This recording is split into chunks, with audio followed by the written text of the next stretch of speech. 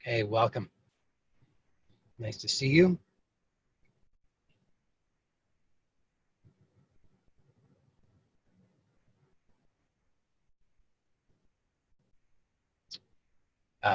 There's a there's a phrase that's used on a variety of products that I've seen, and it's used for a different niches, I suppose you could say. So there's different variations on it, but the same basic uh, phrase, which is uh, you can argue with for example, you could argue with an engineer, but it's like wrestling with a pig in mud. You only get dirty, and eventually you realize that the pig likes it. So I'm probably botching it a little bit, but it's something like that. And so it occurs to me that we could use that same phrase. You can argue with the mind, but it's like wrestling with a pig in the mud. You only get dirty, and you realize eventually that the mind likes it. So I'm not one to I say these things lightheartedly. I don't actually believe that there is a mind. I have never found one. So I have no need to actually hate something or be mean to something or make an enemy of something that doesn't even exist as far as I can tell. So when I use the word mind, I'm really it's shorthand to refer to the function, the function of the thinking, the conditioning, the execution of the conditioning. But I like to I like that phrase because it really kind of succinctly describes something that I think most of us struggle with. So I read something yesterday about it was written by a man named David Frawley, who is a yoga and Ayurveda scholar, I guess we would say. It's very academic. And he was describing the traditional yogic Vedic approach to liberation. And so there's basically two steps. The first step is purification, you could say, purification of the mind body. So there's all kinds of they have their terms that they use. I think they use all kinds of different terms to describe the different nuances of the impressions. I mean, they've got some skaras, but there's other words that they use. But you've got all these impressions and vacillations and so forth. So step one is purification. Step two is once you've purified, then you transcend. Okay, you purify, then you transcend. You purify, and then you liberate. And I think it was when I read that it might have been when I read that this phrase came to mind. You can wrestle, you can fight with the mind, but you can argue with the mind, but you eventually realize it's like wrestling with a pig. You just get dirty, and then you realize the pig likes it. So we can take that approach of purifying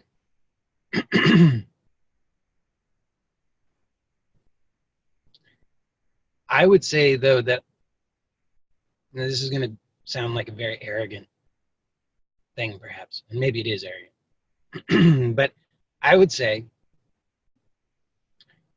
that it may be you know, it's not so arrogant if I say maybe. Okay, so it may be that that understanding of the two steps is a misunderstanding or a misinterpretation or a slight distortion.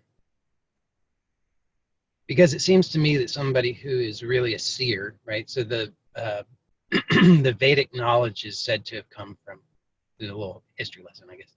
It's said to have come from direct. I believe it's said to have come directly from Shiva. Okay, so Shiva is the Shiva is the unmanifest,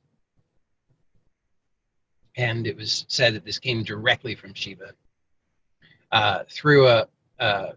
I don't know if you say this is. I don't know if you would say he was an avatar or not. I don't know if he was like beyond an avatar. There was a manifestation, they say, and I'm not a Vedic scholar, so I don't know actually all the details. But I believe it said that there was actually an incarnation of Shiva as a teacher, and that there were then 7 rishis who were they call them the I think they're the septa rishis, because septa means 7 rishis.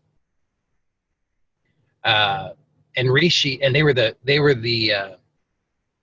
like his students, and they were great seers. They were the I think the most pure.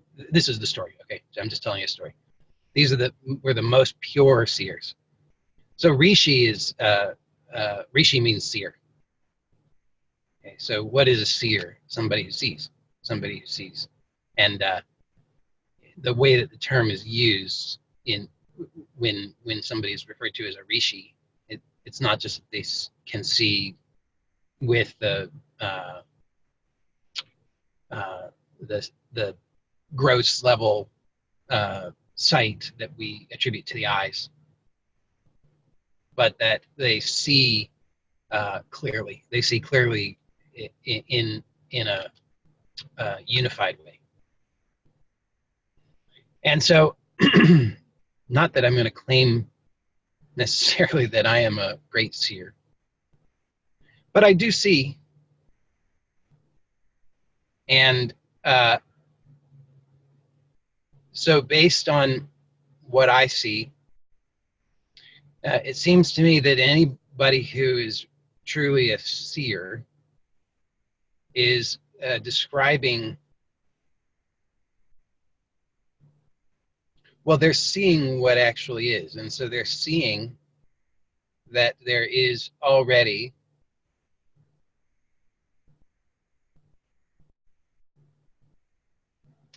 they're seeing that there already this this already is.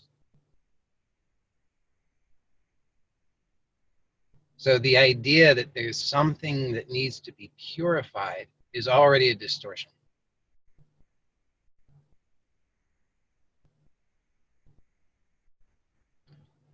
So I would say that it's possible that this distortion comes about. Well, there are maybe many possible reasons why this distortion would come about, but it could be. Now, this is a story, obviously, because it's a story. I mean, it is just a story. That's what I'm telling you. It's a story. Okay, so don't take it too literally. But the stories can be useful metaphorically. Okay. So it could be that there was a time in which time was experienced differently. And so that kind of notion made sense. That's a possibility. It's a possibility that at one time, time was experienced differently. And so therefore the idea of purification and then transcendence made sense. I would say if you open your eyes and you look around and you see what's going on in the world today, or if you just look to your own experience, you'll notice that there is an urgency. If you don't experience an urgency, you can let me know. I would say there's an urgency. So the urgency, we can interpret the urgency as this is a problem.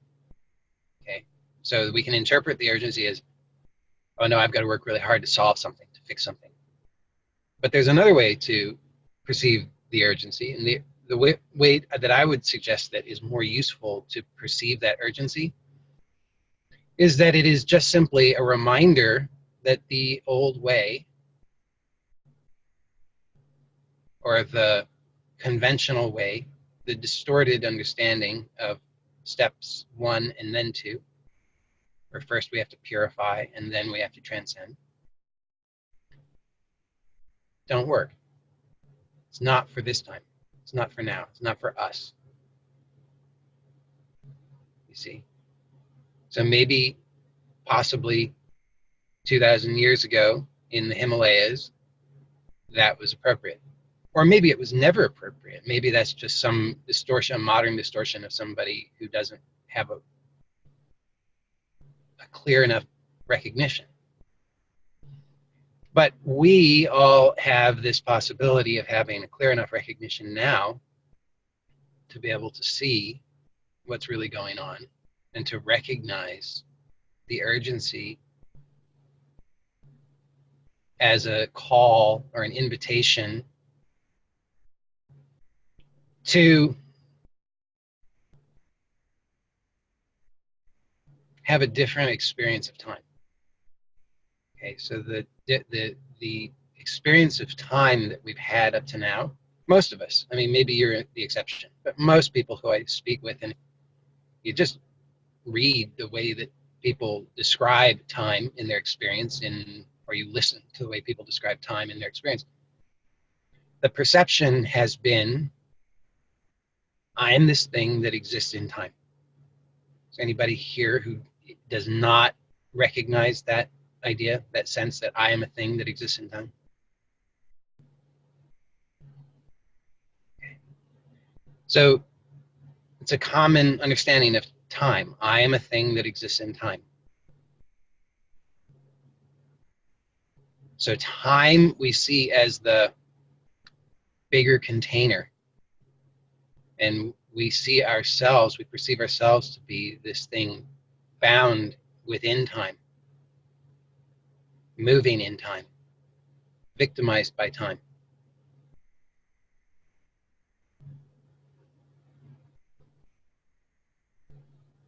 Say, there's all kinds of things. I wish I, see if I can think of them, honestly. Well, I mean, just yesterday I was talking to somebody, and she said to me that she talks with a lot of people who, in a different context than I talk to people about normally, but she has a coaching business, and she talks to people who, and I said, well, what are some of the big challenges? Is there a pattern in the challenges that that people describe to you in your coaching business? And she said, well, yeah, it's time and money. Time and money. And then she went on to say, and it makes sense, because there's a limited amount of time and a limited amount of money.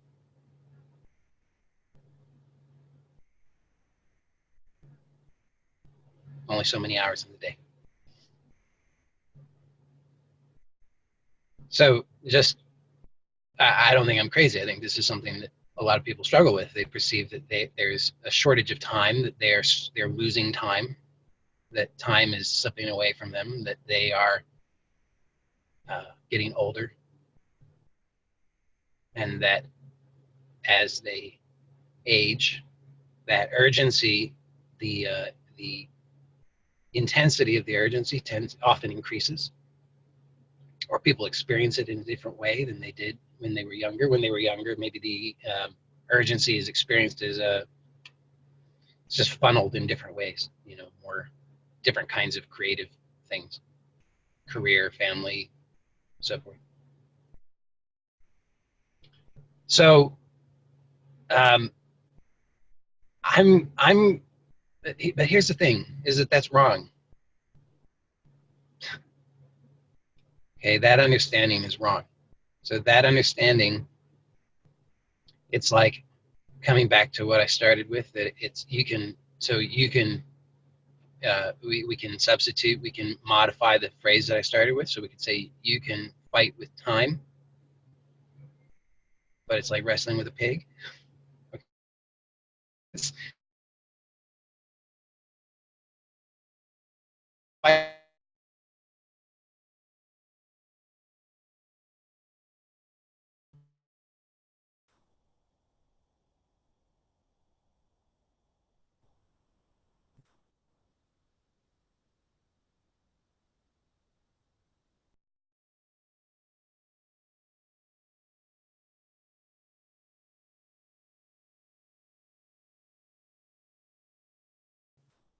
with anything, then what are you doing?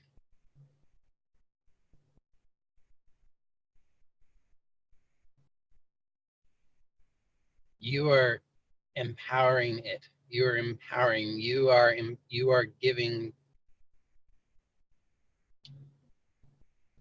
that its reality. It doesn't have an independent reality. You give it that reality. So, yeah, I thought maybe it had cut out for a second. I couldn't tell. Said my connection was good, and then but it's seems like it cut out. So all I said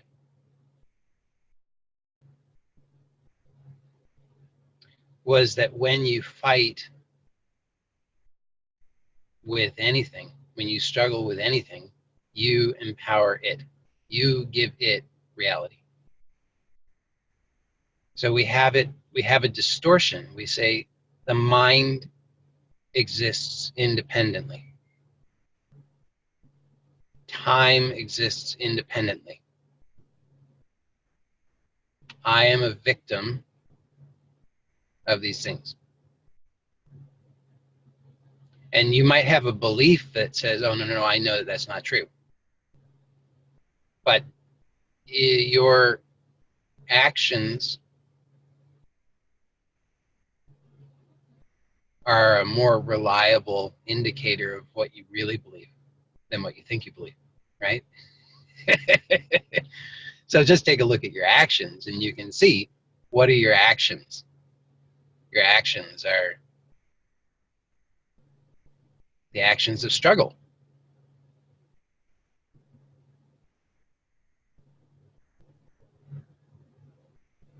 So if your actions are the actions of struggle, then what it indicates is that there's a distortion, there's a wrong understanding based on this old distortion that first we must purify, then we liberate.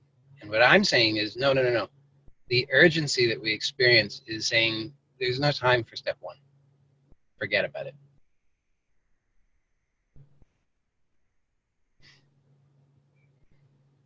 Because, okay, so years ago, an old friend of mine who came across my blog or my books or something, uh, wrote to me, and he would write to me with increasing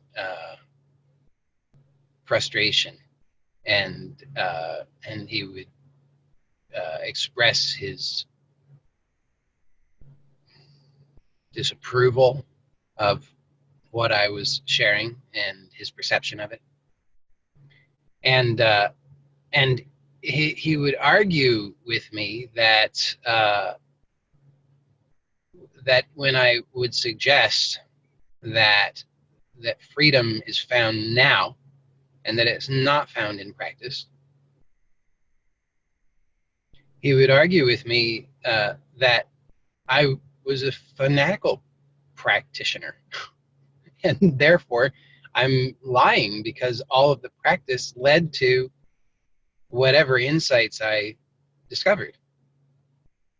And I would take a look, and honestly, what I see when I look even now is, no, that's absolutely not true. There's no connection whatsoever, except this one, which is that through the fanatical practicing, it became apparent that there was no amount of practice that would sufficiently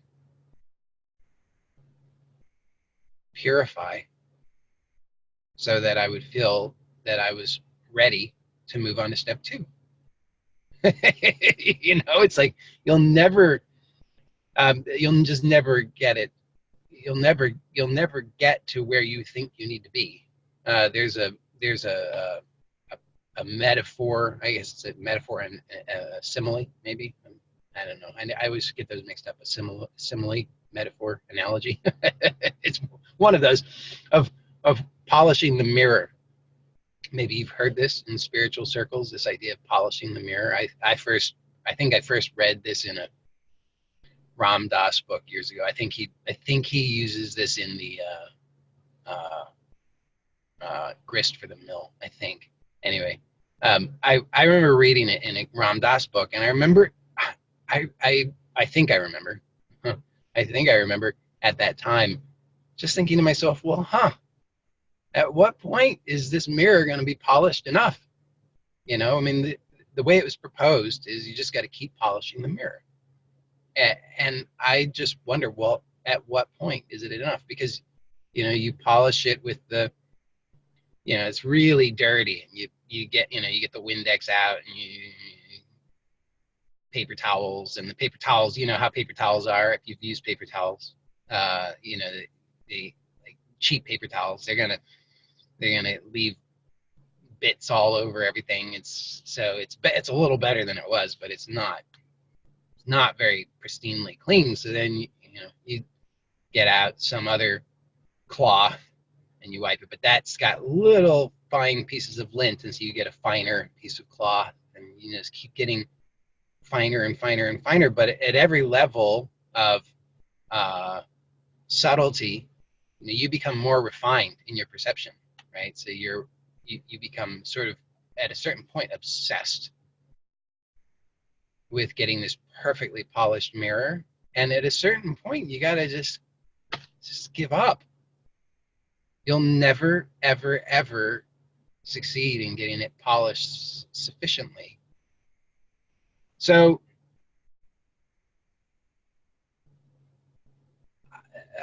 I say that, but at the same time, I'm not anti-practice.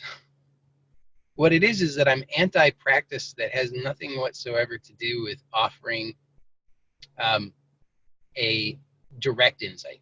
Okay, so I'm interested in practice that has the potential for offering direct insight. I'm not so interested in practice that has nothing, that's not going to offer that. And by the way, I saying that, there are practices. I would say every practice has the potential for offering direct insight. It's just a problem of appropriateness. So I was practicing transcendental meditation, which at that time in my life couldn't offer me that, because it was I'm going to say something crazy maybe, but I think that TM is TM. No, although I'm not suggesting anybody should go out and pay the $2,000 for their mantra, but TM I think TM has some potential benefits, but it's a matter of appropriateness. Okay, so here you have this organization that's perfectly willing to sell anybody who has $2,000. They'll sell anybody a mantra. They're not going to make sure that this is appropriate for you at this point in your life. So appropriateness of the practice. But the thing is that I think that the practice needs to be it needs to be capable of offering direct insight. And my sense is that the most useful practices are the most direct. So if you want a useful practice, then my suggestion is this. Take a look and see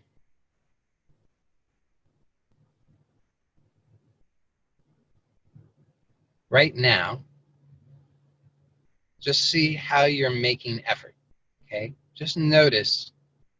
So this is a practice, but it's very direct as far as I can tell. Okay, so just observe quietly your own experience. And the mind is probably, it depends, you know, if your mind is very agitated and not particularly refined, then it struggles with this because it wants to know how. It says, how do I do that? Am I doing it right? But that's okay. Don't, the good news about this is that with this practice, all you have to do is the intention. All you have to do is just be willing. So it's kind of like TM in that way. It just doesn't cost you $2,000. Not that, you know, if anybody wants to send me $2,000, by the way, joeylott.com/give. But this is a very direct practice. So just look right now and see, are you making effort?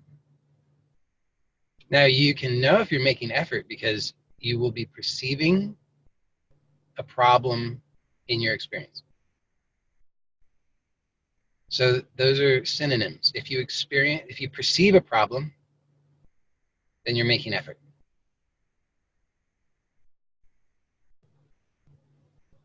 And you can know this is true, right? You don't even have to just take my word for it. I mean, eventually, ideally, hopefully, right now, you could just drop the effort, and then it would be really clear to you. Okay, so that's the most direct, is just drop the effort now. And if you just drop the effort for half a second, that's sufficient. I mean, I say sufficient. I don't mean sufficient that you'll be forever without the effort. I mean, just it's sufficient for you to be able to see and recognize that in the instant of non-effort, there's no problem. Okay, so just if you are able to, just drop the effort for half a second. It's like you're riding a bicycle and you take your hands off the handlebars for half a second. You can do this. It's possible. You're not going to crash. You think you will, but you won't. Now, if you're unable to recognize that, or if you're unable to give yourself permission to let go for half a second, then another way that you can know this for yourself is you can just take a look and see, in deep sleep, is there a problem? No. How much effort are you making in deep sleep? None. Now, I'm not talking about hypothetically. I'm not saying how much effort is the sleeping body making. I'm saying you. How much effort are you making in deep sleep? And hopefully it's clear, none. If you were making effort in deep sleep, that's not deep sleep.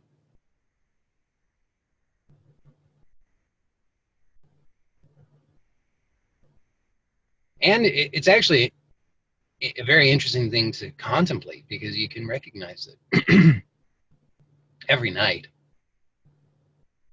at some point, you drop into deep sleep. Even if it's only for half a second, every night you drop into deep sleep. Unless you have some kind of very, very horrible sleeping disorder. I couldn't even imagine. But you wouldn't be alive if that was happening. I mean, I don't think you would survive for very long. Probably not for more than a few days. So there's something very restorative, essential about deep sleep. And so we all have this experience, and you can recognize that every night or day, if you sleep during the day, but at some point in a 24-hour period, you have this experience of deep sleep. And in this experience of deep sleep, there is no problem. You can have all kinds of problems throughout the day. When you're in the waking state, you have lots and lots of problems. But in the deep sleep state, there's no problem. It's impossible. So that's very telling. No effort, no problem.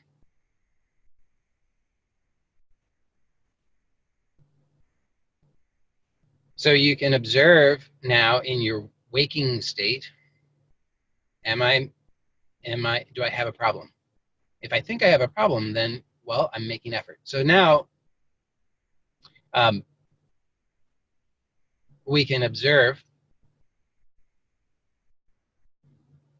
just to get clearer. So we're just getting clearer and clearer. If there is, for half a second, if there's no problem, if I am not making effort,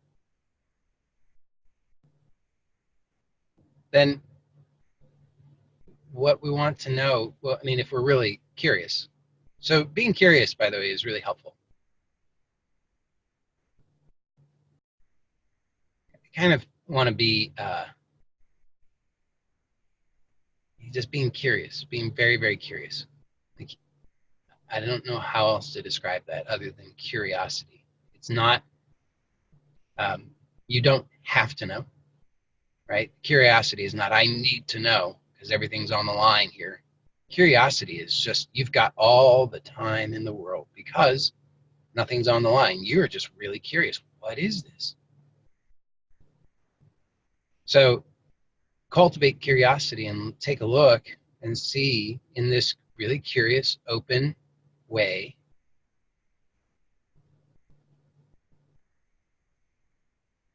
The next question that at least comes up for me is if I can observe that there's no problem in this half second of no effort, then I'm curious to know, well, so is effort the problem?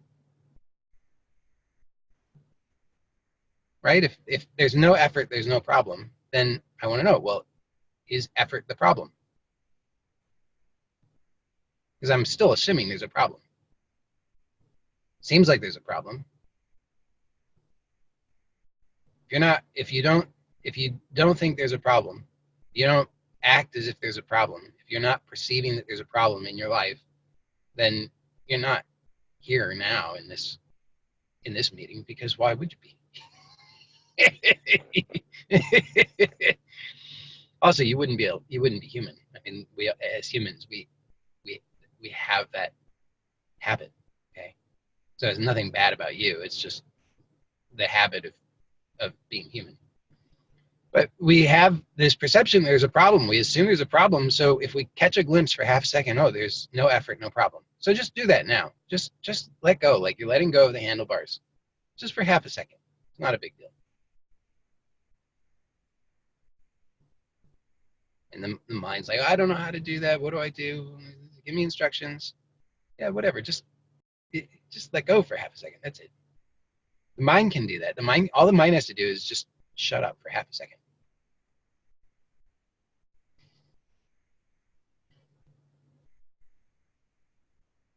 Okay, so for half a second, right now, we're letting go. We're just noticing that in this half a second, no effort. We're not grasping at anything. We're not pushing anything away. We're not trying to understand something. We're not doing anything.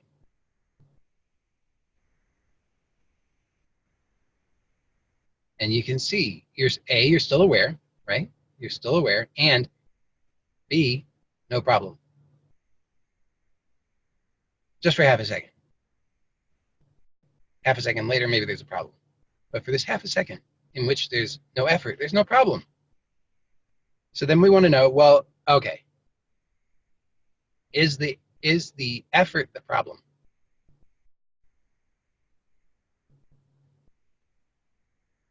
Now here's where it gets really interesting.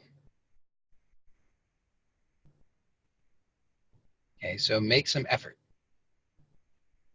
Like furrow your brow, scrunch up your face. Okay, so making effort, there has to be effort to do this.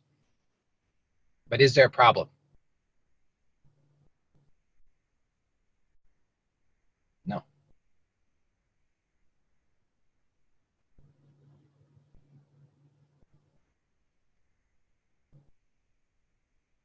Okay, so hopefully we've just demonstrated to ourselves that in the absence of effort, there is no problem. And even when there is effort, it's possible that there's no problem. Now, purely logically speaking, I think I'd have to do the math on this. I think logically there may still remain the possibility of there being an independent problem. But at the very least, we've sort of isolated some things And we've been able to determine that there are some cases in which there are no problem. Now, you can just start to check it out. You can see, well, but I actually think this does demonstrate, maybe, yeah, logically there's still a possibility of a problem. But here's the thing, if you just keep looking, okay, so this is the key. Back to what I said when I started. Okay, so you can argue with the mind, but eventually you realize it's like wrestling with a pig in the mud. You just get dirty and you realize that the pig likes it. So you can, so the mind, again, I'm not saying there is an independent thing called the mind. It's just shorthand for this function. But the mind is empowered by, it gets its reality by what? By you arguing with it. It's like little kids, okay? And you ever hear little kids and they argue with one another, and they will argue over anything? They'll say, that's a square. No, it's not. Yes, it is. No, it's not. Yes, it is. No, it's not. And then they start hitting one another.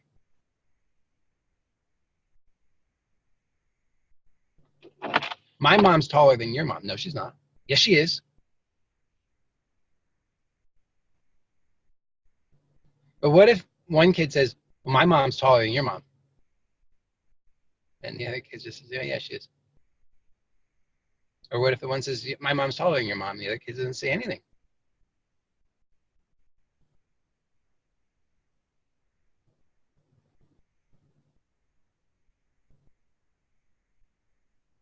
There's an expression you might know. It's an American English expression, at least. I don't know if it's in other variations of English, but it takes two to tango. Okay, so tango is a dance. Can't do it alone, apparently. I don't dance tango, but I'll take their word for it that it takes two to tango. So it takes two to tango. It takes two to argue. It takes two, you see. So we hear about we hear about non-duality, but then we just turn that into an idea. But we don't really consider what on earth is this actually referring to. It takes two to tango. It takes two to suffer. But there never was two. It takes two steps, right? Step one, purify. Step two, transcend. So step one, we're purifying, we're polishing the mirror. We just keep polishing and polishing and polishing, and we get more and more refined in our argument, right? My mom's taller than your mom. No, she's not. My mom's taller than your mom. No, she's not. My mom's taller than your mom. No, she's not. My mom's taller than your mom. No, she's not. Over and over and over and over. It's a square. No, it's not. It's a square. No, it's not. It's a square. No, it's not. You notice how we argue over all these things, and ultimately, what do we know about it? You know, you peer it into anything. Look carefully enough at anything, and can you find the thing at any level, right? So if you have a really high-powered microscope, you could do this, right? There are scientists who they just keep inventing. Well, the scientists don't invent them. The engineers invent the increasingly more high-powered microscopes, and the scientists use them. They test it to test their hypotheses that there's something there. And they keep looking and looking and looking, and they just keep looking, and they're like, there's nothing there. There's nothing there.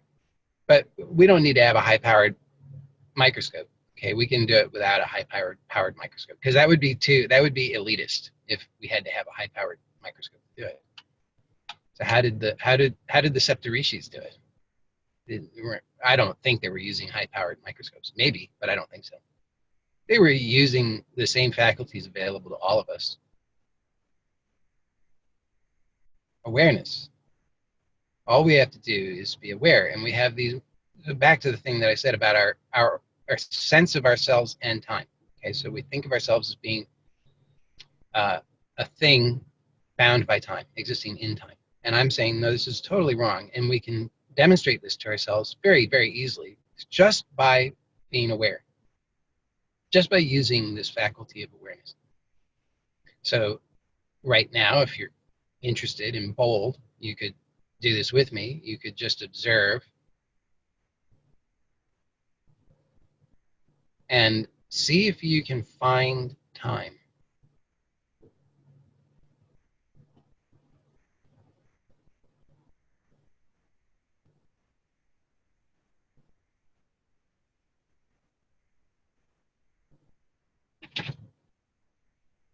Now, if you really do this, this very curious thing occurs, which is that there's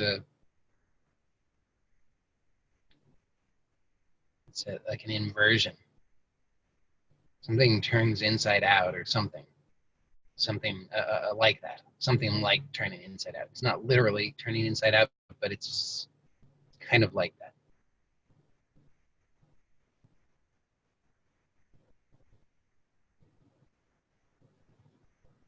And your sense of yourself gets clarified, and you recognize that you've been misperceiving yourself.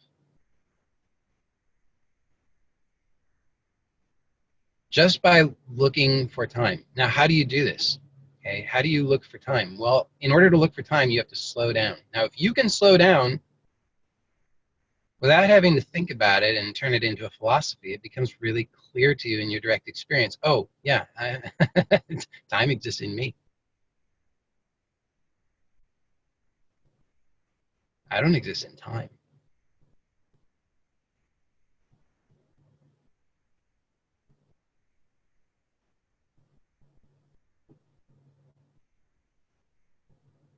So we can, just with our awareness, just with our direct perception, we can recognize directly, not theoretically, but directly, that time exists in us. And that it exists as a, not as a thing. It's a phenomenon, but it's not a thing. And that it's energized by us. It's directed by us.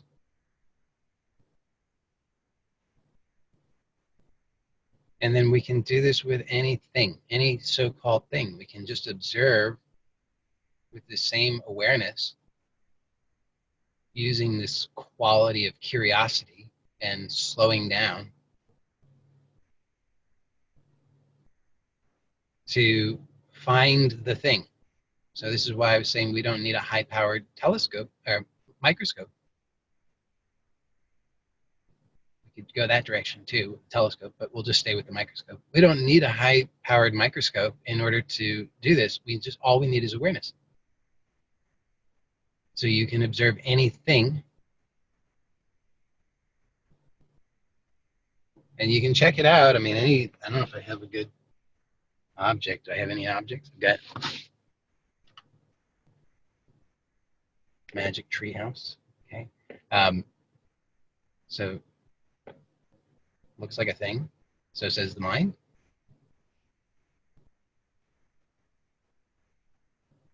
Your mind probably says it looks like a thing. It's trying to figure out what kind of thing is that. It wants to know.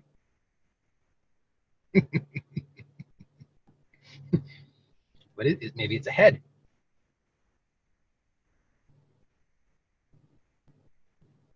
It's in the position of a head. Maybe it is a head.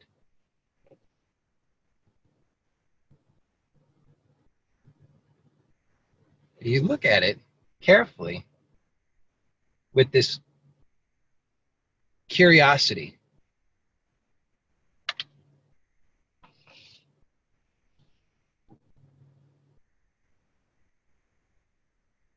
And you see there's nothing there. Now the the that doesn't make any sense, by the way.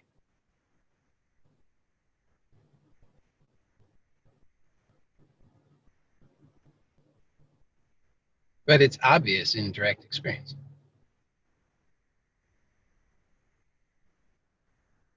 So the mind, which is grasping for concepts, misunderstands nothing.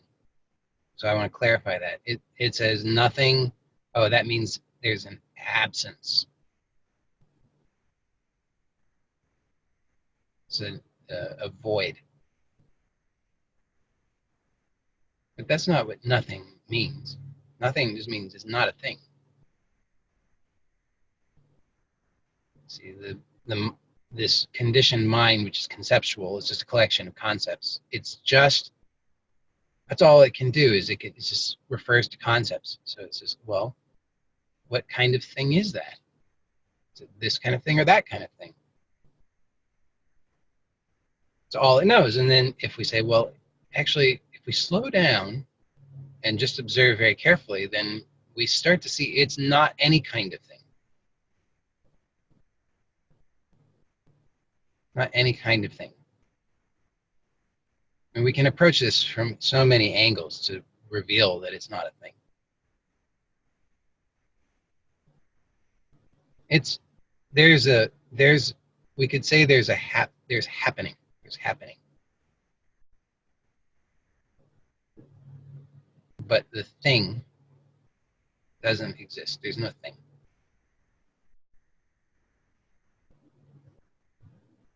So what does this do for us? I mean, practically speaking, what does this do for us? Because I'm interested in it having practical value, not just being some sort of philosophy. But the practical value is this: that when you are arguing with your mind, it's like wrestling with a pig.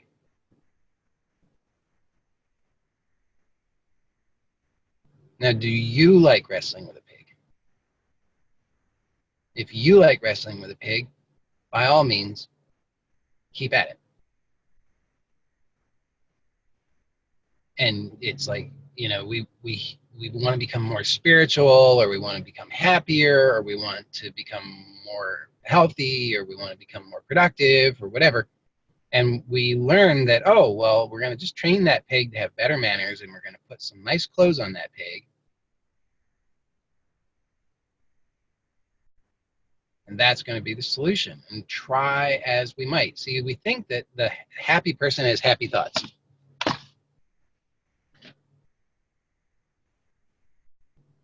It's a nice idea. But then what that means is that the only people who get to be happy are the people who have happy thoughts.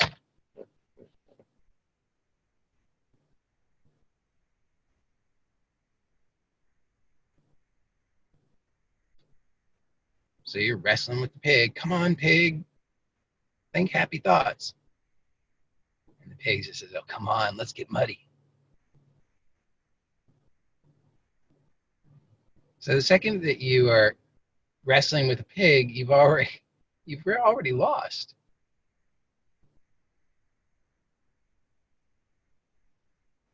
And that's why I'm saying step one, purify the mind and yada, yada, yada. Forget about it. It's actually the other way around, okay? This is actually my experience. Step one, liberate yourself. Now, step two, to the degree that you desire it, purify. Not for the sake of becoming pure, but for the sake of a more refined experience of pleasure and joy. But step two is optional. Step one, liberate yourself. How do you liberate yourself? Well, stop right now and use a direct practice of just stop, observe with curiosity, see. Okay, so this is important, because we think that liberation means that we will suddenly be happy. How will I know when I'm liberated? And we have these ideas that when I'm liberated, then I'll know I'm liberated because I'll be happy. Why? Why is that so? When I'm liberated, I'll only have happy thoughts. Why? When I'm liberated, then everybody will adore me. I'll never make any mistakes. I'll never do anything wrong. Why? You see, that's just creating conditions for what is unconditional. So step one, liberate yourself. Recognize your unconditional nature. Recognize that you are already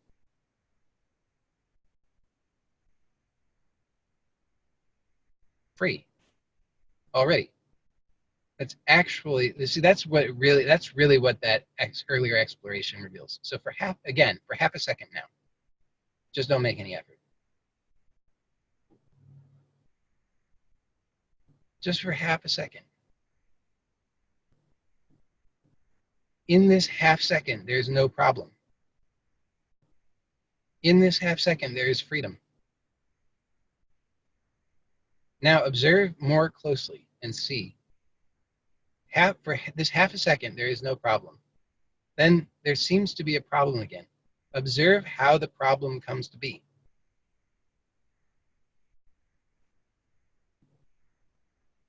Because then you start to recognize the actual nature of the problem.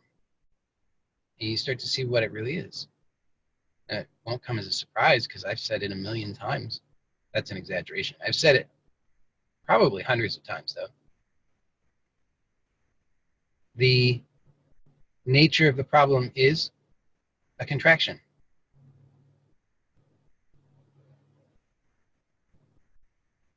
So then we can dispense with calling it a problem because it's not, it's just a contraction.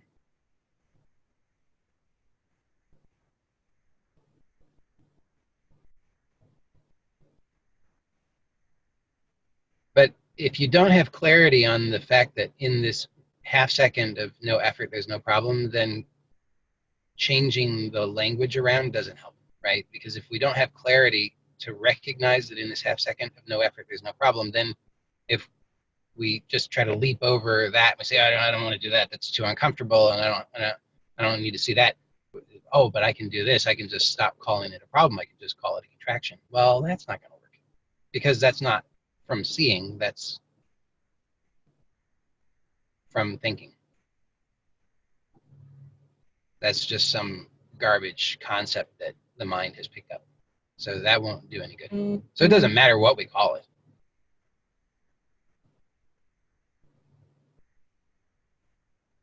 I'm just proposing that when we see clearly, then we can recognize what it really is, and we don't need to continue to burden ourselves with the idea that it's a problem, because it's not. It's just a contraction. We can call it a problem. It's not a problem to call it a problem, but and it's one of the things about language is that we have so many different words. Like somebody wrote to me the other day and they said, I think maybe are you confusing contentment with happiness? And I was like, I don't know, maybe I am. I looked up the definition of contentment. This is the dictionary definition of contentment is happiness. So we have lots of words for the same thing. So we can use the word problem, but we want to be able to directly recognize what are we actually talking about. So we're free to use the word problem, but can we actually see what it is? What it actually is contraction. So for half a second, make no effort, there's no problem. Then just carefully observe for the next problem to arise and watch it as it comes to be, and you'll see. What is it?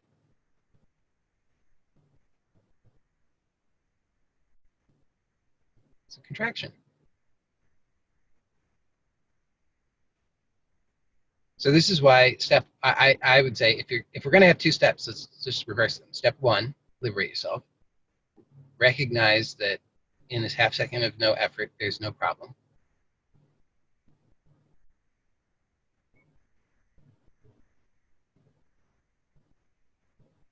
Some people really don't like this, by the way. Some people really take issue with this. They get so upset about it. They say, no, that's wrong. You can't do that. You can't reverse them. That's so wrong and potentially recklessly harmful, telling people that they can liberate themselves. That's not okay. You can't do that. But whatever. I think you can. I think you can do it. I think you can liberate yourself. Step one, recognize that in this half second of no effort, there's no problem. But then don't deceive yourself. And then, because this was a big mistake that I made, and I think why people take issue with some teachers who are advocates of this directness. Okay, so some like Papaji people. There's a lot of people who take issue with Papaji. He's reckless. I mean, he's dead now, but he was reckless. Because people would come in. I mean, it was funny because apparently people would walk into you would have a public meeting. People come in, and he would say, "I've been waiting for you." To each person, as the first time they come in, he's like, "I've been waiting for you," and they feel, "Oh wow, he's been waiting for me." And then the next person comes in, "I've been waiting for you." But then he'd say, your name is, now your name is Hanuman. You're awake. Go out and share the good news. Or, your name is Krishna. Go out and share the good news. Your name is, you just give people new names. And it's your new name. You're awake. Go share the good news. It doesn't seem like he told everybody that, by the way. I think he reserved that for the people where he saw that they saw. But then the problem is they see, but then that can easily get twisted, right? Then you can take that and say, "Ooh, look at me! I'm so special. I'm awake now. I'm Hanuman. I'm gonna hold satsang. Come to Hanuman satsang." And then but there's not a clarity on what is that actually, okay? Because there's still a misunderstanding that awake means that you're happy. That awake means that you no longer ever perceive problems. That awake means that you don't act like a jackass sometimes. And that's not true. So maybe this is why some people really cling to this idea of the other way around. Step one, purify. Polish the mirror over and over and over for lifetimes. Because it's safer. Because if you just keep doing that, then you're gonna be, you're humbled. You're like, "Oh my God, 25 lifetimes I've been polishing this mirror, and I'm still a piece of shit. Still, oh my God. At what point am I going to be okay? At what point will I be enlightened? It's going to be a long, long time." So by the time you finally get around to this realization of, "Oh, I can liberate myself," then you've been sufficiently humbled. Okay, so in some ways it's safer because you're not so likely to be like, "Hey, come to Hanuman satsang. Ladies up front." Because that's kind of thing happens. Because people don't have the maturity.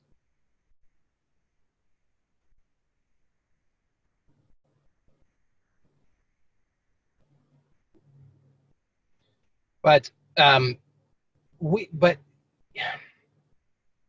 there comes a time when we have to be willing, whether it's going to be today or it's going to be 25 lifetimes from now,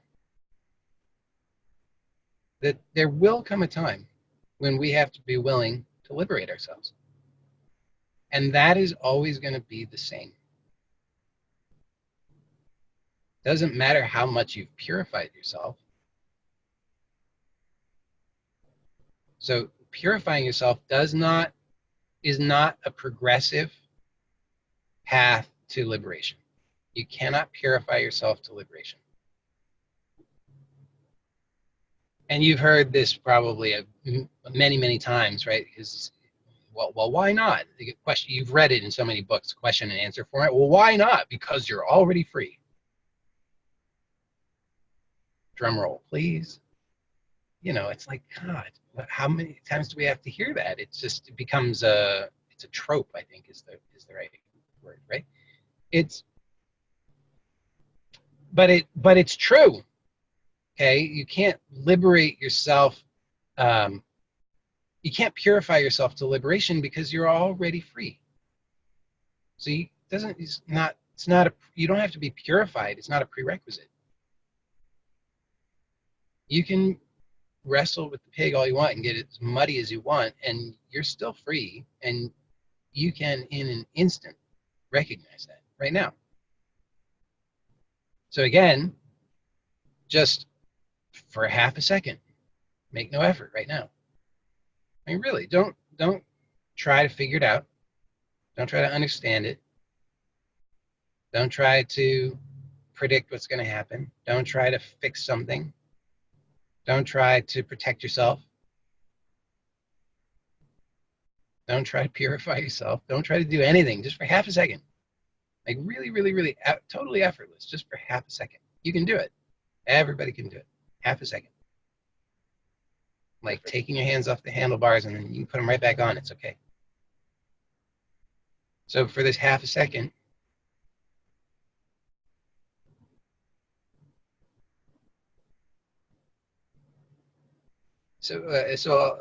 I'll put it to you. Is there anybody here who is unable to recognize, and well, I got to give the caveat. Okay. So I'm recording this. It's going to go on YouTube. If you speak, you will be included in the recording, which will be on YouTube, which will be public. Anybody can see it. If you speak, you're giving me your consent to include your portion of the video in that, because I'm not going to edit it. Okay.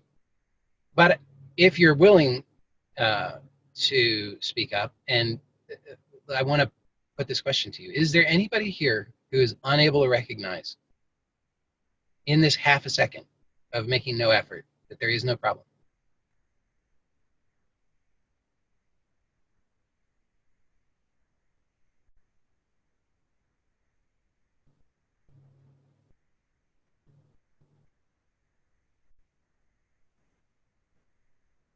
And is there anybody then who's unable to recognize that in this half a second of no problem, that you are still here? You're still aware.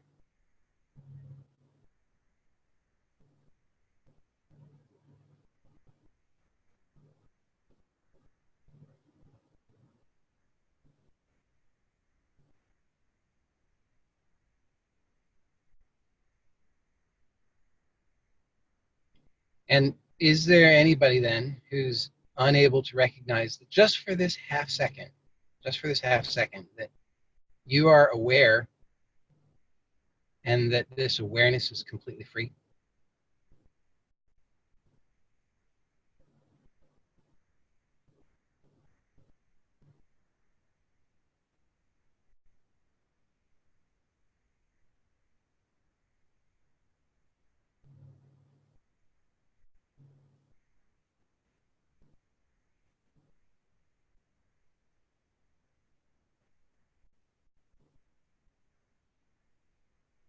Well, I guess I got to give you all new names. I'm going to give you Hindu names. Unfortunately, I don't know that many, so we'll be pretty limited. We'll have Hanuman, and what else do I know? Arjuna. Somebody can be Arjuna, although there is somebody who has that name already, who's got some books. So unfortunately, when you publish your books, you're going to need, you can still use your last name. That way you can distinguish yourself from the other Arjuna.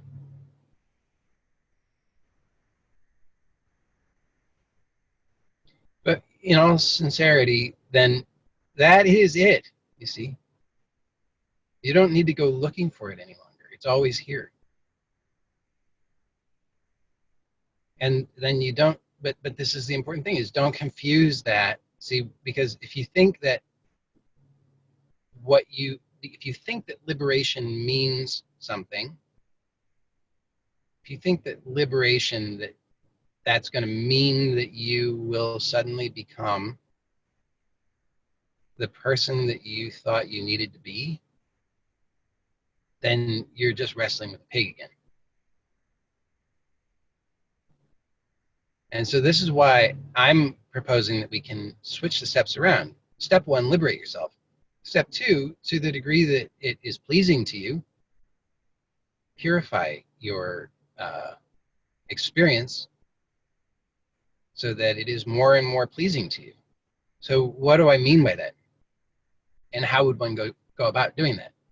Well, so you can then start to apply this applied liberation. I should remember that. This can be my new framework, applied liberation. Okay. It's like versus theoretical liberation. It's applied liberation. So you can apply the liberation. It actually is practical. It's just that it has to come first. When it comes first, it has practical application for the individual. But when the individual is creating the conditions, okay, so let me say this more intelligently. When you put liberation first, then the conditions of your life shift to become more expressive of what your authentic desires are.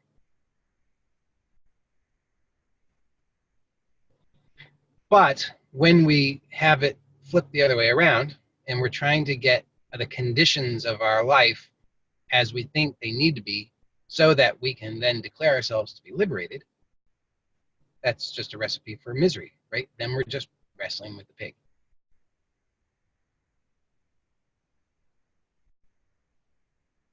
So how do we use, what's the practice of applied liberation? Well, the foundation of it is recognition of liberation. So we have to, over and over and over, we have to refer to.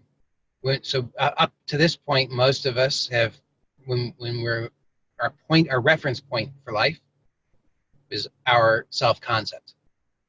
How am I doing? Well, let me check my self-concept. Not so good. Right? We were referring to our self-concept. Somebody says, how you doing?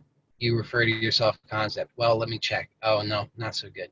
I got a lot of problems, not feeling good. Finances not so good. Relationships not so good. Health not so good. Future's not looking so good. Past isn't so good. Really just not too good. Okay, so we're referring to a self-concept. Liberation, putting liberation first, applied liberation, means that we put liberation first so that when somebody, anytime we're referring to ourselves, we are now referring to liberation.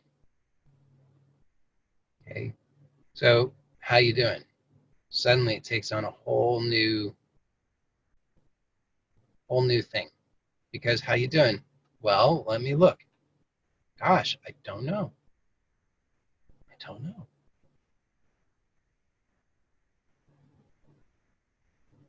I don't know. You see? When you're actually, when liberation becomes your reference point, then it's just wide open. I don't know. Now, this can become annoying. So it's like I was saying, that we're still allowed to use the word problem. And so if somebody says, how you doing? You're still allowed to say, I'm doing fine. You're still allowed to do that, because that's just, it becomes weird if every time anybody, it took me a long time to realize when I go to the grocery store and the person at the checkout says, how you doing?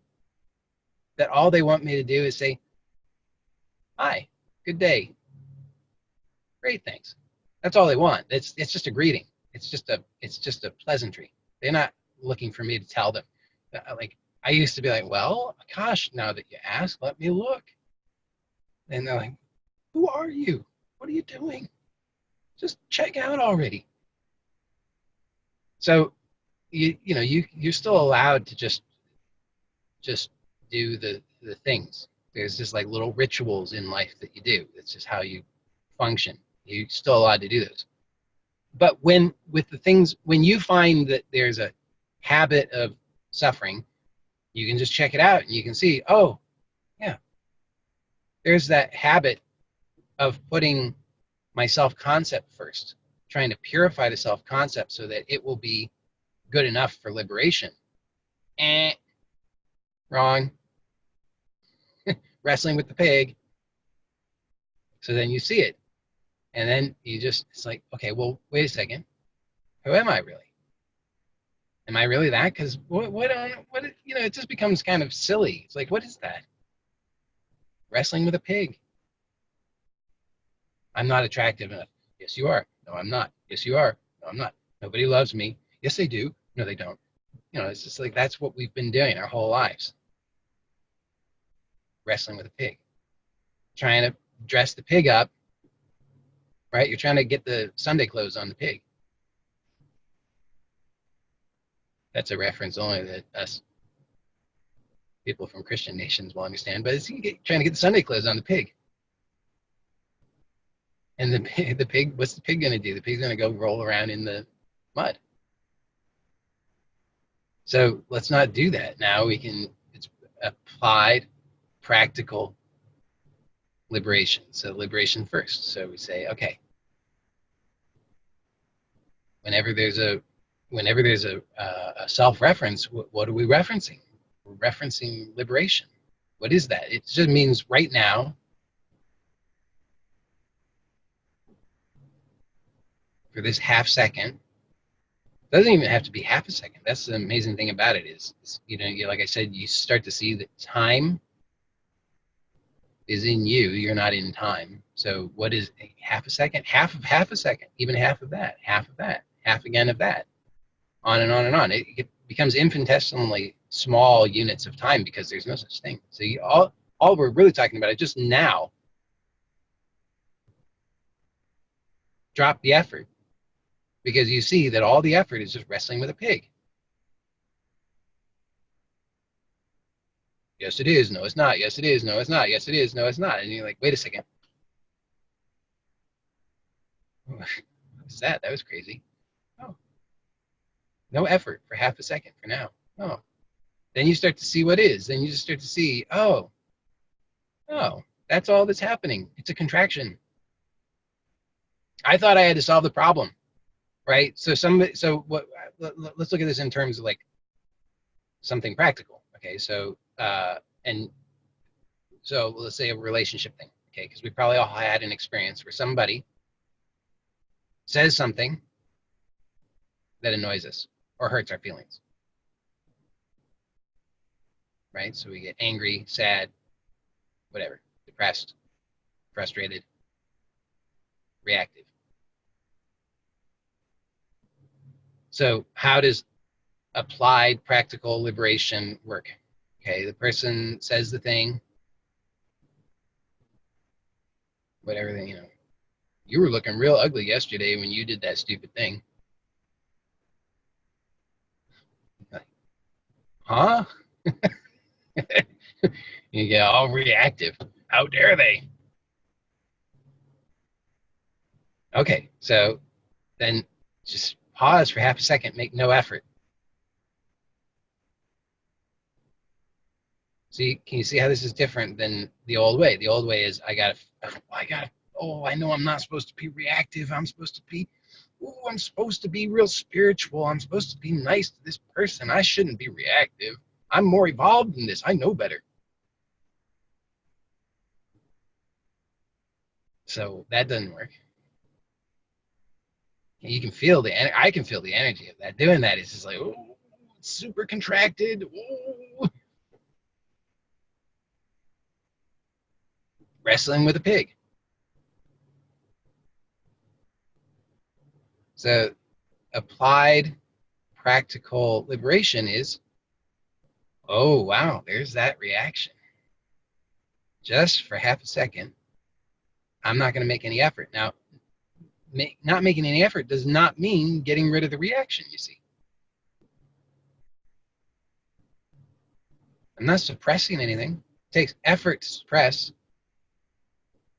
I'm not indulging it either. I'm not lashing out and slapping people, because that would take effort too. I'm just making no effort.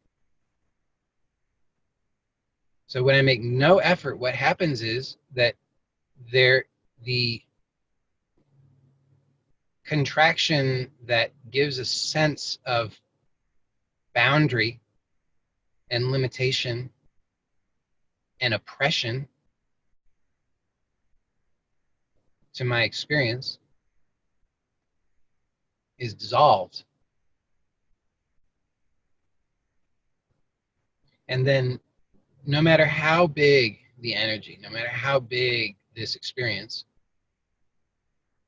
it just happens. I'm not suppressing it. I'm not expressing it. I'm not doing anything with it. I'm making no effort at all. And it actually does, this is the miracle of it, is it does everything. So this is why it naturally purifies. When I put liberation first,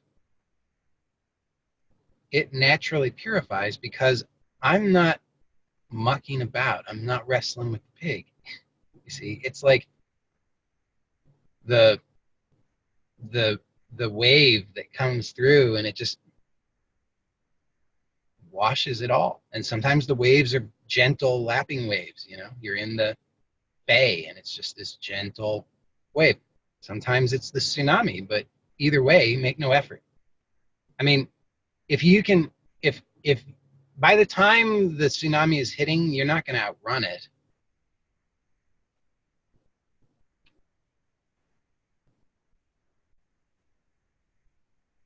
That's a mistake, right? We always like we don't know about it until it's here. But then we think, oh my God, I got to do something. I got to fight against it. I got to build a wall. I got to run away. I got to do something. It's like, who are you fooling? You're going to run away from the tsunami. You're going to build a wall against the tsunami. I've told this story before, but it's worth telling again. When I was a kid, I grew up not right along the banks of the Mississippi, but near the Mississippi River, and very big river. And the Army Corps of Engineers had this brilliant idea of building levees all along the Mississippi so that they could use it for commercial traffic. And because the tendency of the river otherwise for untold ages was that it would change course and not necessarily always be as deep as they would want it to be in order to put commercial ships on it. So they thought, we'll build levees, keep it in the same spot all the time, same depth. It's going to be awesome. Very economically advantageous. Except for when there's floods and the levees break. So there was a huge flood one year, and levees broke, and so the water was there, and people have built towns and cities in the floodplains, what were traditionally the floodplains of the Mississippi. So when the levees broke, suddenly those towns and cities were underwater, under a lot of water. I mean, we're talking like some of them were under 15, 20 feet of water, a lot of water. And I remember seeing, I mean, just God, it was amazing. It was just absolutely amazing. But anyway, I'd see on the TV these towns where they'd show the footage, you know, the helicopters flying around, and you get the 360 view of the church in the town, and the people are trying to save the church, making sandbag walls. And even as a kid, I'm looking at that and I'm like, who do they think they're fooling? Look at that town. You know, they've built up a sandbag wall 4 feet tall, and the water has now risen to 2 feet, but it's still rising, and they're still working. And, you know, everything else in the whole town is under 2 feet of water. We're going to win. We're going to defeat this, and we're going to save the church. You know, by the time it's like, you can't, it's like, this isn't going to work, guys. Ain't going to work. And it didn't work. Didn't work. So we're like that, you know, by it's too late. The levee has already broken. The tsunami is already here. You can desperately try to build your sandbag walls, but it isn't going to work. So when we find ourselves in these situations, which we do every moment of our lives,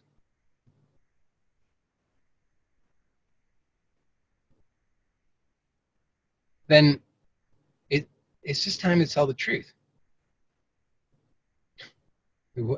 What is our salvation here? It's not going to be sandbags. It's not going to be outrunning it. We're talking about something that there's a total mismatch in magnitude of force. You know, what the tsunami versus the ocean versus me as my self-concept, right? As my self-concept. My self-concept does not stand a chance. None. So this is why liberation first. Because you find yourself in this situation, you're like, oh, I got to sandbag my church.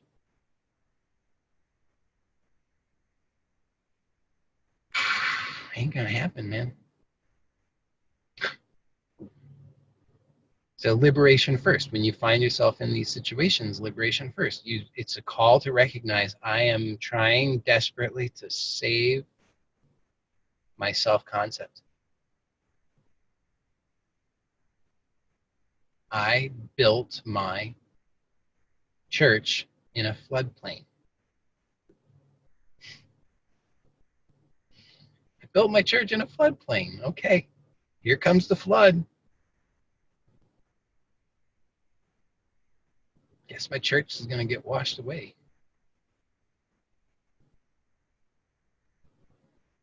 Liberation first. We can just, in this moment, and this is the miracle, is that in this moment, we make no effort, you see?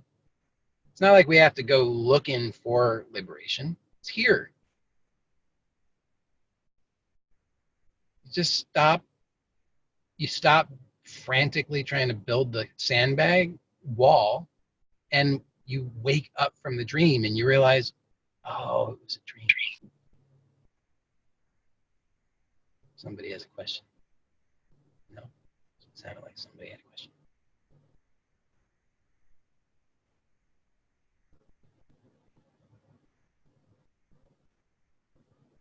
So I think that's good. That's all I got for now. Anybody? You heard my earlier caveat, so it still applies. It's going to go on YouTube. But if you'd like to speak, if you have a question, comment, feel free.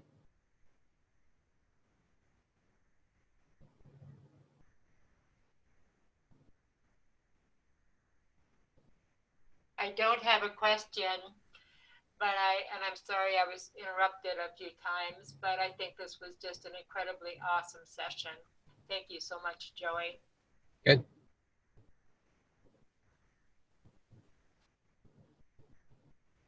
And it just keeps getting more awesome the more you put liberation first.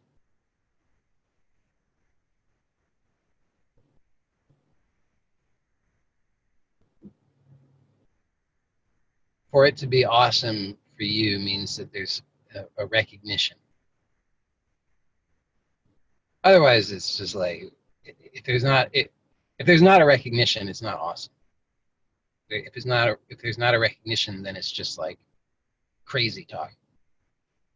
So for it to be awesome means that there's a recognition, and that you can trust.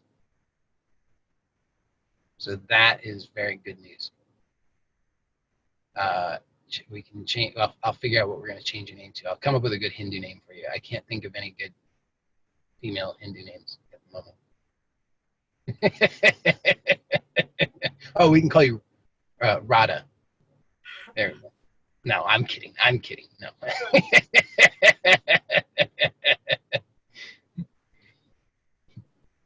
I will say that I have been working with someone now for a while, and the stories and the things that have appeared that are contracting, I was very angry with her for a while when she called that out to me. I did not want to give it up. I would accuse her of not listening to me. It was quite a journey, and now Mhm. I'm falling more into understanding that. And your talk this morning was so appropriate for me. Good. Yeah, it's great. I mean, because then you get clarity on. I mean, it's so humbling. Liberation first is so humbling. It's the ultimate humbling because everything points back. It's all just like pointing back to you're wrestling with a pig. It's anytime there's suffering, you're wrestling with a pig, and the mind is just looking for, well, it's got to be somebody else. I got to blame somebody else. It's always got to be somebody else, something else. I'm the victim here. Come on, and uh, then we come up with so many stories on that. It's like, and a lot of them are. It's fascinating to me how many hypothetical questions I get from people. People will write me these emails with these hypothetical questions. I mean, I'm like, why are you asking me a hypothetical question? What does this have to do with your life? But this is what we do when we're cornered and we're like, okay, I've got nothing else left. Okay, now I'm going to come up with a hypothetical question. What about they said, well, what about the poor mother born into poverty and her children being bombed in some third world country? See, what are you going to say to that? It's like, what, are you that person? I don't think so. You're writing to me from it says you're writing to me from your iPhone. I don't think that you're, you know what I mean? Like, come on, let's get real. Because then when we're just honest, we take a look at what's really going on and we see, oh, no, no, no. I was shirking the responsibility here to my own. I was the one that was suffering as a result of shirking the responsibility. When I take the responsibility for liberation first, then I'm taking responsibility for my own happiness. I'm taking responsibility. And yeah, like you said, that can be uncomfortable. It can be very uncomfortable to actually see what's going on, to see I'm choosing to wrestle with a pig expecting that it's going to turn out differently, and that always my choice to wrestle with the pig is based on some painful self-concept that there's something wrong with me, I'm not enough, I'm not worthy. It's always based on that. And so I see this, it's like it just keeps unraveling. That's why I say liberation first, then let the purification take care of itself, because the purification does take care of itself, and I see it happening in my own life. You know, I reflect on the last year and so many things that came to light in my own life where I was like, wow, I had no idea that I was operating under that delusion. Like, these delusions of that somebody else has this power over me. When I'm really honest, I can see, oh no, I'm totally making that choice. I'm letting, it's like, oh, this person's so abusive to me. Uh, who's the one who answers the phone? Me. If you don't want to wrestle with the pig, don't pick up the phone when the pig calls.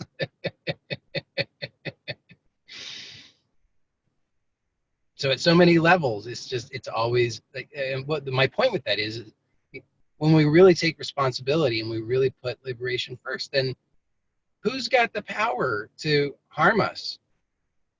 I mean, we're not, and not hypothetically. I'm not saying hypothetically, because hypothetically, yes, somebody could, you're walking through the parking lot at the grocery store and somebody could pull a gun on you. I mean, hypothetically, but what we're talking about really in our lives up to this moment, who has that power?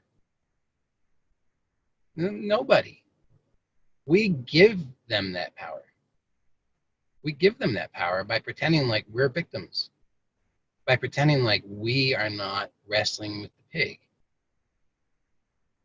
Because if we really get honest about it, then we see I was I I engaged in these unhealthy, painful scenarios because I was believing my self-concept was the primary reality. I believed that that I was obligated to enact this idiocy. I mean, let's just be honest about it. Because I thought that my self-concept was the truth. That I'm no good. I have to suck it up and deal with this person's drama and their uh, laying all this trip on me and their meanness and all this. I have to take that on because I'm putting my self-concept first. And Liberation First reveals that that's insane. And by the way, all those things, those situations, they just seem to go away when we stop energizing them. Because it takes two to tango.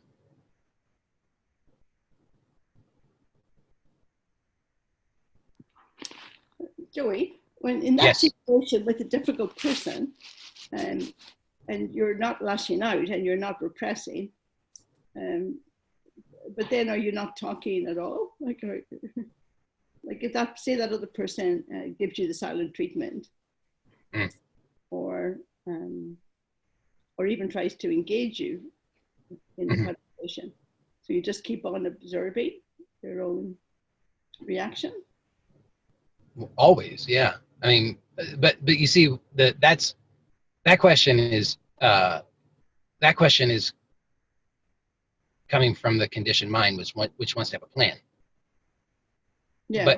But always that's why I'm saying the foundation, step one, is liberation first. That is the thing about it is liberation first. It is like the becoming, that's becoming the Mississippi River, or that's becoming the ocean, because then it is totally unknown, and it is coming to take everything away. It is coming to remove all that has been constructed. And so it's only from this perspective of I got to save this. I have to have a plan, that we want to know in advance, well, what am I supposed to do if, okay, well, what about this situation? What do I do then? Well, what about this situation? What do I do then?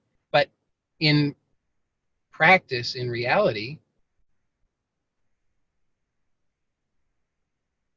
it's just applied liberation and then let the purification come as a result of that.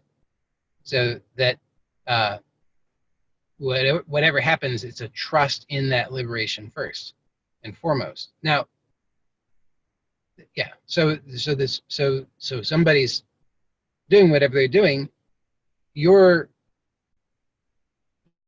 can't have a formulaic response. Well, if this person gives me the silent treatment, then this is what I'm going to do.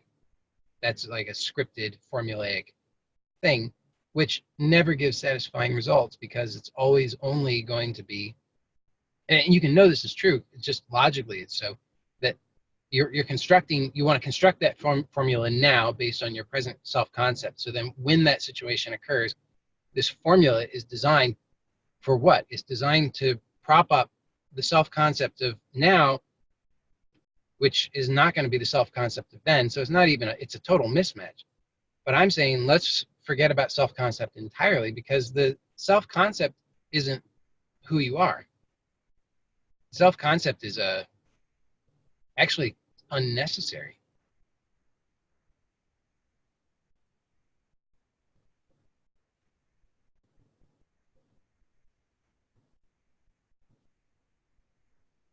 if this person is doing something and then you're having a reaction to that, then you can just take a look and see what is the problem, right? That's the beauty of it, is if you choose liberation first, then you're choosing effortlessness in this instant now, and then it becomes clear, is there actually a problem? I mean, if somebody is, you get to choose, by the way, you get to choose whether you define something as a problem or not. I mean, if somebody is physically assaulting me, I'm probably going to choose to define that as a problem, and I'm going to take action. The thing is that a problem is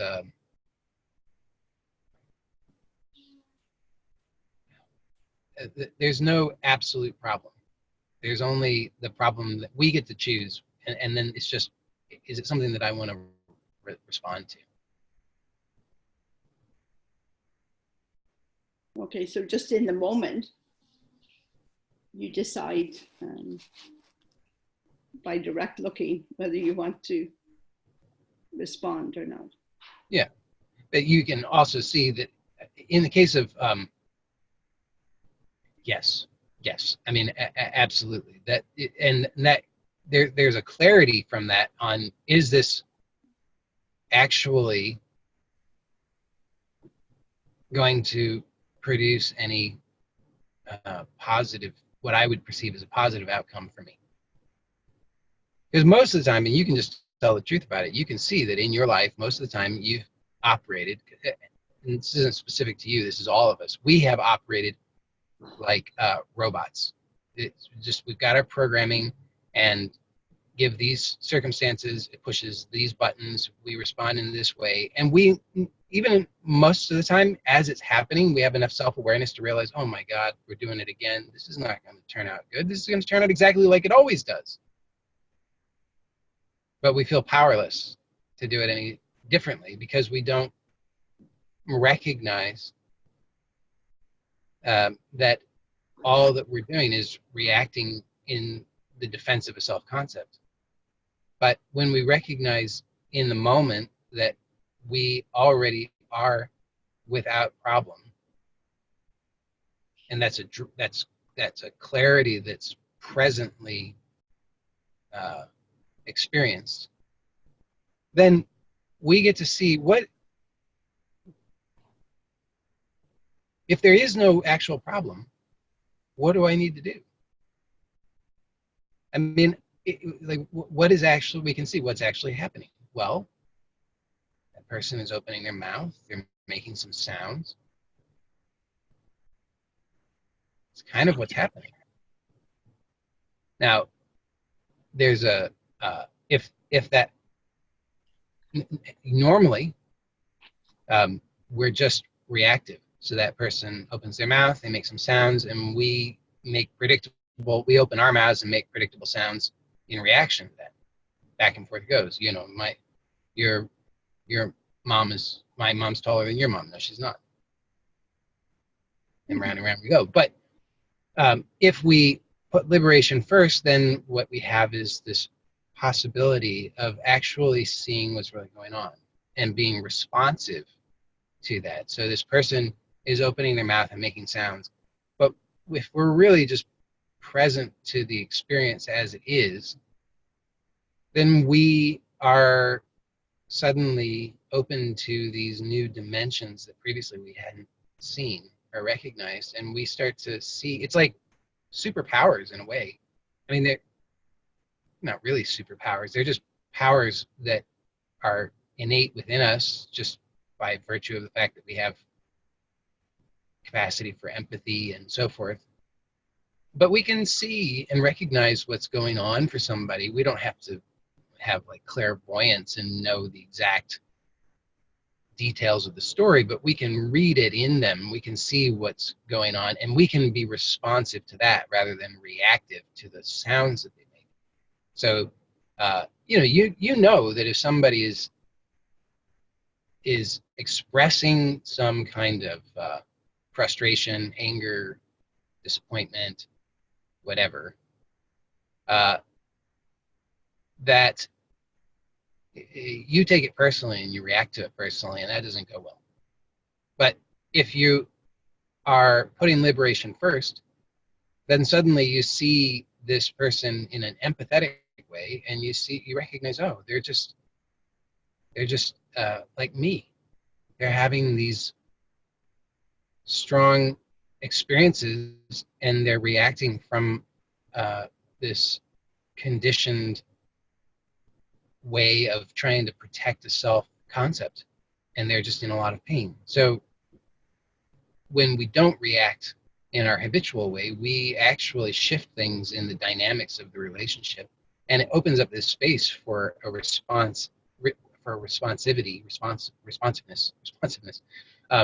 rather than reactivity. And that doesn't necessarily always cause things to turn out the way we want or we think we want, but it's always going to be better. That I can say with a fair degree of confidence, because at least you're not just stuck in this age-old habit of, yes, it is, no, it's not, yes, it is, no, it's not. That doesn't go anywhere. Well, I love that. Yeah.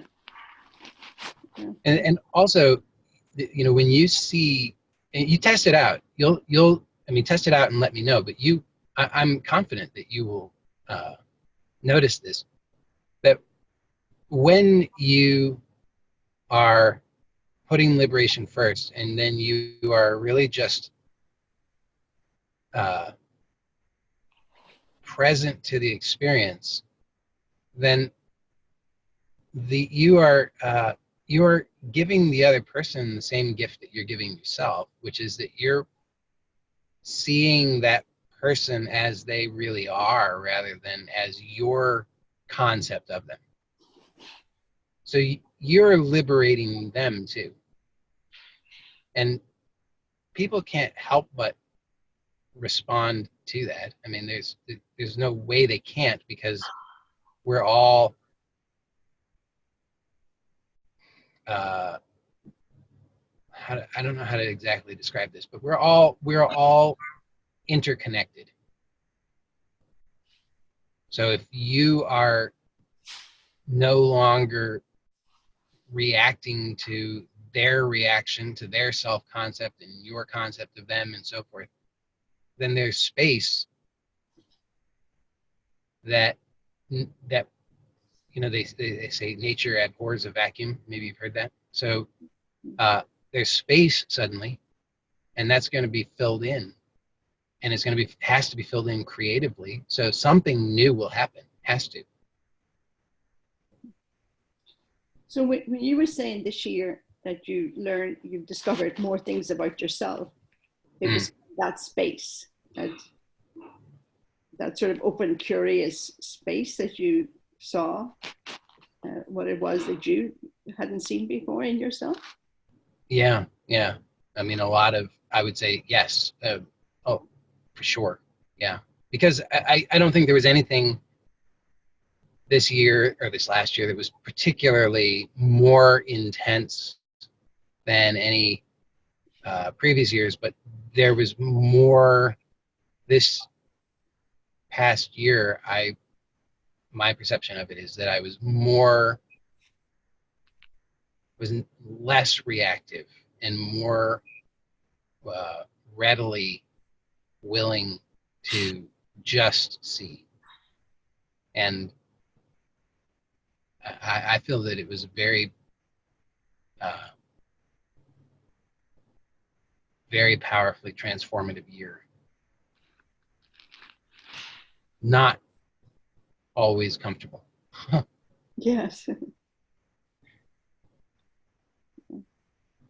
Yeah, I just love this way of direct seeing. Yeah.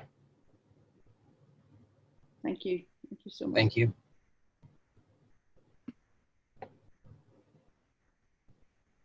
Okay, I'm gonna go have lunch.